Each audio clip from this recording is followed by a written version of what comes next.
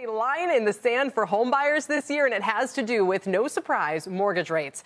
What number do they refuse to go over? Diana Olick is here to explain. Diana? Well, Kelly, for most buyers, the mortgage rate determines what they can afford, right? Because you buy the house not based on the price, but on the monthly payment, and the monthly payment is all about the rate.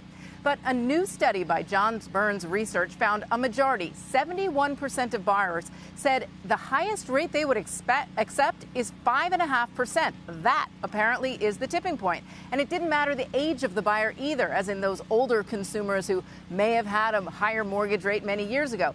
In addition, 62% of consumers said normal mortgage rates are below 5.5%. Now, just so you know, the current rate is about 6.4%. And of course, we've been talking about these higher rates since they shot up early last summer. But historically, the 30-year fixed rate in the United States averaged 7.75% from 1971 all the way to 2023, reaching an all-time high of over 18% in 1981 and a record low of 2.65% in January of 2021, the height of the pandemic. Now, it's only been since the Great Recession and quantitative easing that rates went below 5% and then went historically low in that 2 and 3% range.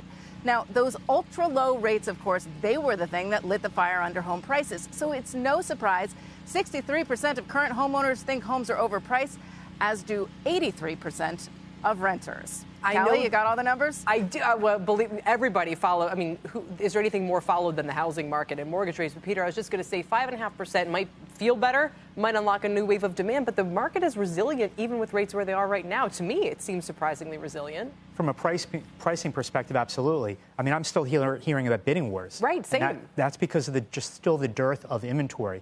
I mean, to Diana's point, 90% of the mortgages outstanding are below 5%. I think about 70% are below 4%. Wow. So you have a lot of these people that are trapped in their houses, whether they want to or not, because they just don't want to give that up.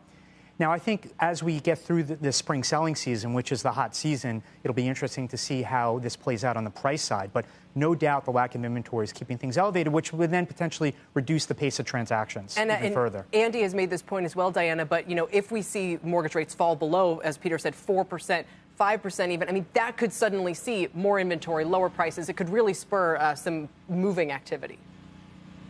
Absolutely, and inventory is the key right now. That's the problem. New listings are down phenomenally from a year ago. There's just nothing on the market, and if it is on the market, it's priced incorrectly, and that's why it's sitting. But I would also note that about a quarter of all home purchases right now are all cash, so no mortgage rate involved. And that is really historically high for the market. Usually it's well below 20%.